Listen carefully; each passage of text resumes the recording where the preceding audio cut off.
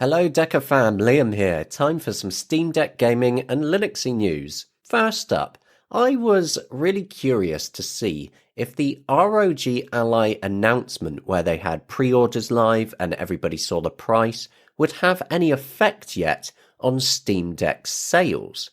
The important dates will be over the next couple of weeks and into the start of July though, after the Ally has actually released, to see how it affects the Steam Deck sales, if at all. Well, it turns out it hasn't yet, with the Steam Deck actually moving up a place, so it's actually selling better over the last week than it was the week before.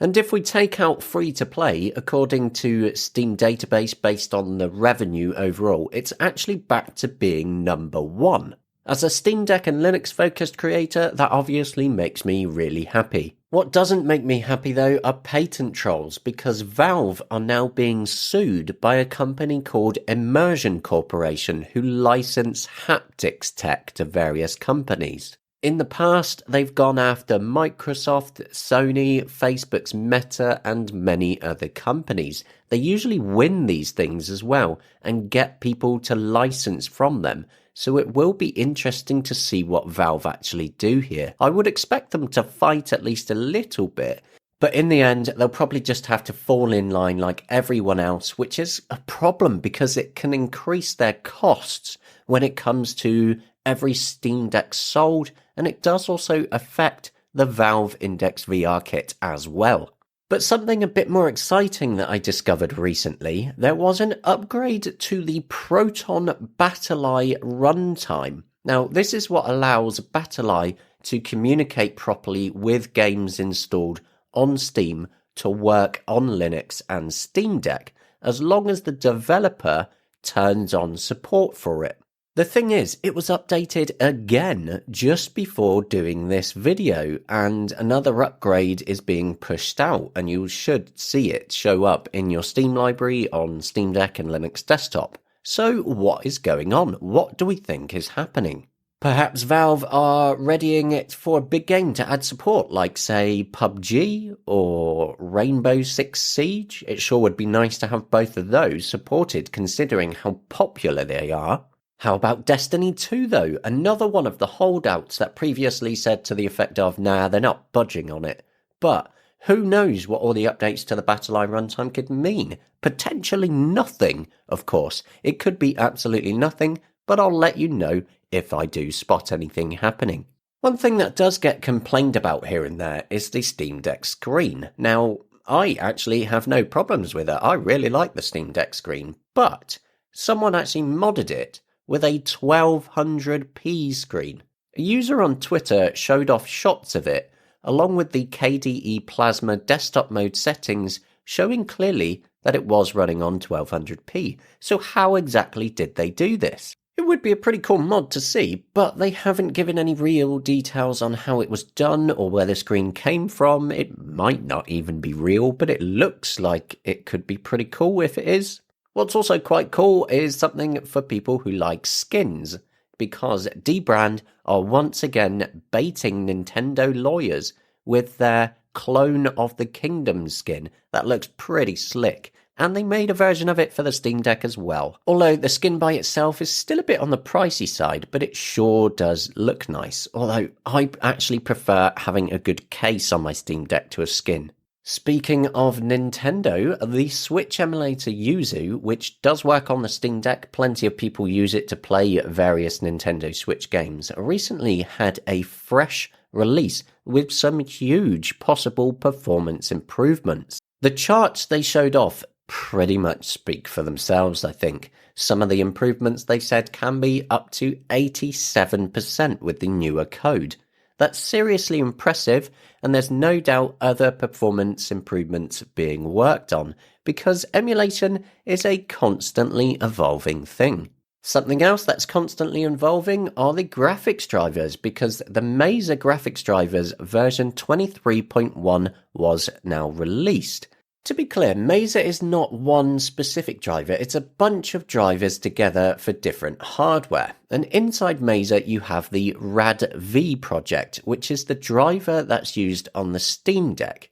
The latest release is quite exciting actually, as it includes the graphics pipeline libraries. Simply put, with this feature, the shader stutter that you would usually see before it's managed to build up a cache in various games should be vastly reduced with this. So overall, we should in future see smoother gaming performance on Linux with AMD GPUs and the Steam Deck as well, thanks to this. I would expect this driver and all the improvements there to be landing in SteamOS 3.5, which we still don't have a release date on yet.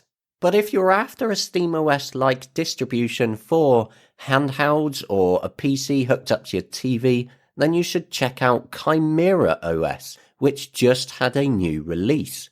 Chimera OS 42 has better support for various handhelds like the GPD Win 4, the Ayaneo 2, Ayaneo Air, the Air Pro, the 2, and the Geek as well. They're also testing a new interface using the Open Game UI project. So if you're wanting something similar to SteamOS but any of your other devices, check out Chimera OS. Now, I'm sure there's at least a couple of you that follow me that have games that use Direct3D 8, DirectX 8. It's pretty old now, but there's a fair amount of games that never updated to Direct3D 9, 10, 11, and so on. That's largely because DirectX 8 is just that old now.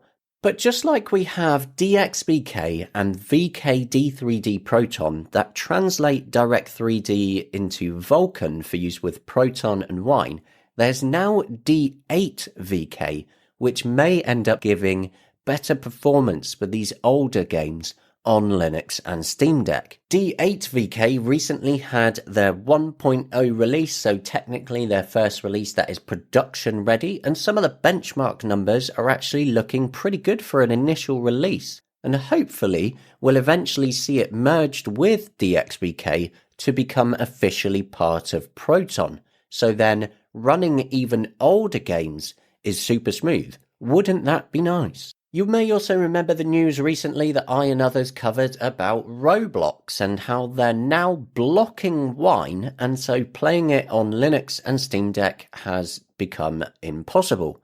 Well, after some conflicting statements, the latest word from May 11th has changed, and I'm quoting here now. To clarify one detail, while we have no plans to release a Linux client, we are aiming to support Wine again. It seems possible, and we see a lot of value in it as a way of letting people run on Linux without the large investment on our end of releasing a native client. For all the reasons described above, Wine won't ever be something that we guarantee will work, but also for all the reasons described above, we'd really like to make it work. So eventually we might see Roblox working again with Wine, and so Proton as well on Linux and Steam Deck. Now, just a final bit of news here as a casual reminder, time is running out to ensure you've swapped over your Minecraft Java account from Mojang to Microsoft accounts, because after September 19th this year, you will not be able to play or access it at all anymore if you haven't done the switch. Even if for whatever reason you don't like Microsoft, whatever, just do it and keep access to what you've already paid for. But that's it for this video. Thank you very much for joining me as well. I'm quite sick. I don't know if you can really hear it. Hopefully you don't hear it too badly, but I will see you again soon.